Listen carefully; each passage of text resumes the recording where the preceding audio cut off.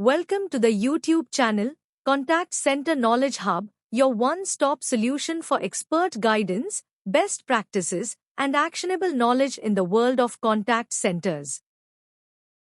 Explore, learn, and enhance contact center skills. Here's a structured breakdown of the cross-metric correlation of lead-to-customer rate in a contact center. Let's now look at how customer satisfaction, or CSAT, connects directly to conversion performance. First, there's a positive correlation.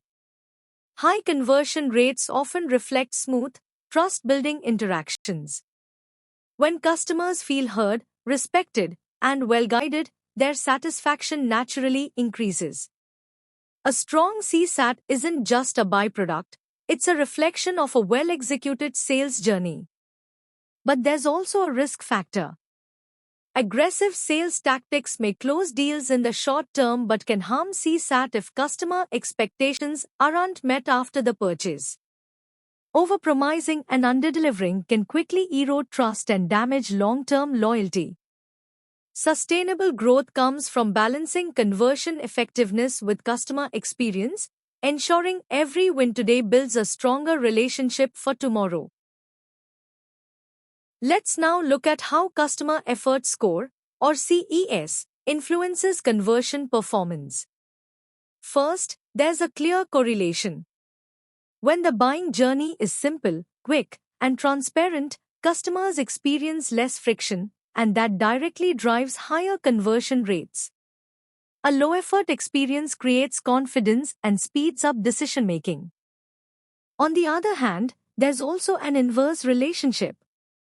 When customers are forced to repeat information, deal with long sales cycles, or navigate complex processes, both CES and conversion rates tend to drop.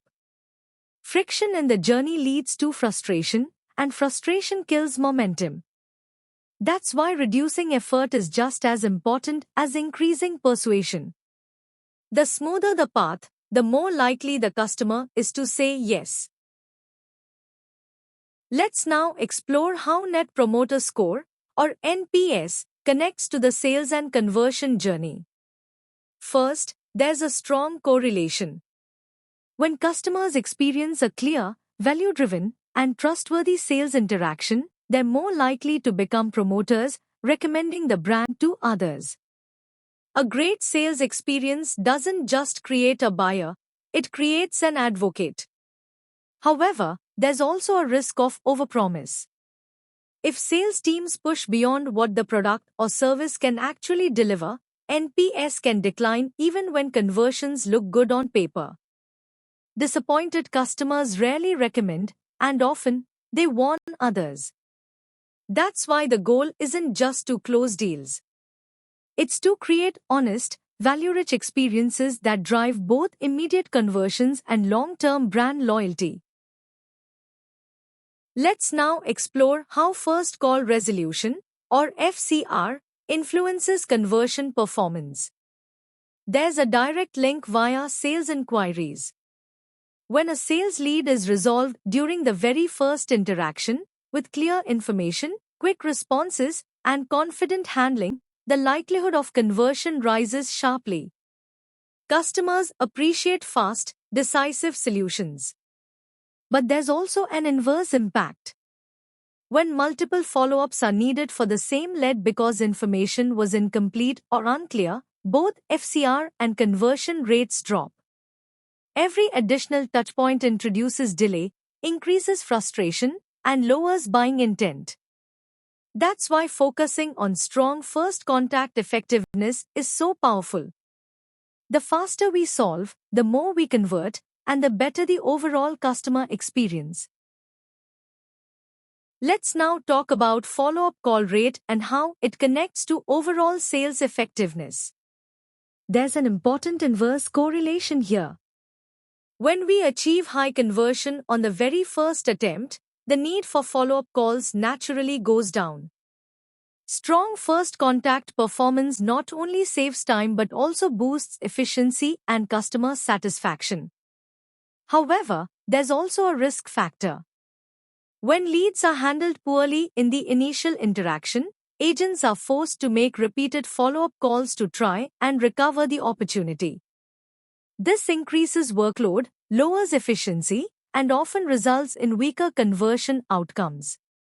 That's why focusing on getting it right the first time is so powerful. Effective initial engagement can drastically reduce follow-up efforts and deliver higher, cleaner conversion results. Let's now look at how average handle time, or AHT, influences conversion outcomes in a sales environment. This is a balanced correlation. On one hand, a slightly longer AHT during a sales call can actually increase conversion rates. Why? Because taking the time to build trust, answer questions, and address objections creates a stronger connection with the customer. But on the other hand, extremely high AHT caused by inefficiencies, lack of clarity, or poor call structure can frustrate customers and push them away. Long, unproductive conversations don't just cost time, they cost conversions. The key is striking the right balance. Spend enough time to build value and trust, but keep the process clear, structured, and customer-focused. That's how AHT becomes a conversion enabler, not a blocker.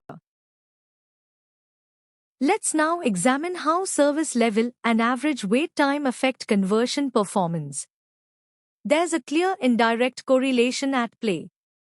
When service levels drop and wait times stretch too long, lead engagement falls sharply. Customers lose patience, frustration builds, and the likelihood of conversion decreases. Every extra second in the queue can mean a lost opportunity. But there's also a positive impact when these metrics are strong. Fast connection to the right agent at the right time keeps leads warm, builds trust quickly, and significantly boosts lead-to-customer conversion rates. In short, speed matters.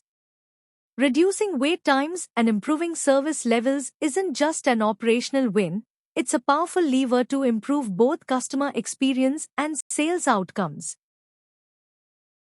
Let's now explore how cost to serve and cost per acquisition, or CPA, are tightly linked to conversion performance.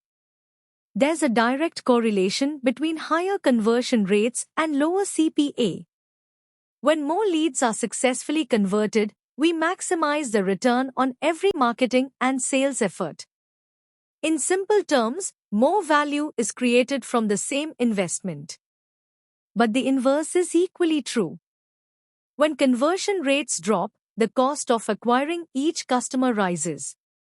More time, more calls, and more campaigns are required to achieve the same result, increasing both marketing and sales expenses.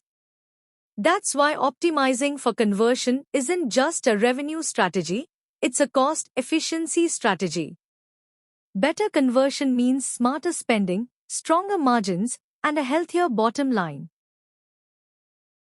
Let's now talk about customer retention and churn, a critical factor that determines the long-term impact of our conversions. There's a clear correlation between strong value alignment and customer loyalty. When leads are converted based on genuine fit and clear value, they're far more likely to stay loyal, engage meaningfully, and contribute to long-term retention. These are the customers who not only buy, they stay. But there's also a risk. When poor fit leads are converted just to hit short-term sales targets, they often churn faster. This early disengagement drives down retention and directly impacts long-term customer lifetime value, or CLV. This is why quality of conversion matters just as much as quantity. Winning the right customers today builds a stronger, more profitable base for tomorrow. Let's now explore how revenue and ROI metrics tie directly to the lead-to-customer rate. First, there's a direct correlation. The lead-to-customer rate is a fundamental revenue driver. Quite simply, the higher the conversion rate, the higher the revenue, because more leads are turning into paying customers. Then there's the ROI link. Strong conversion performance maximizes the return on investment across every marketing dollar spent, every outbound campaign launched, and every sales resource deployed. In other words, better conversion equals better yield on every operational effort. Focusing on improving lead to customer rate isn't just a sales strategy, it's a revenue growth and ROI optimization strategy that directly strengthens the organization's bottom line. As we close, let's reinforce a powerful truth: lead to customer rate is not just a sales KPI.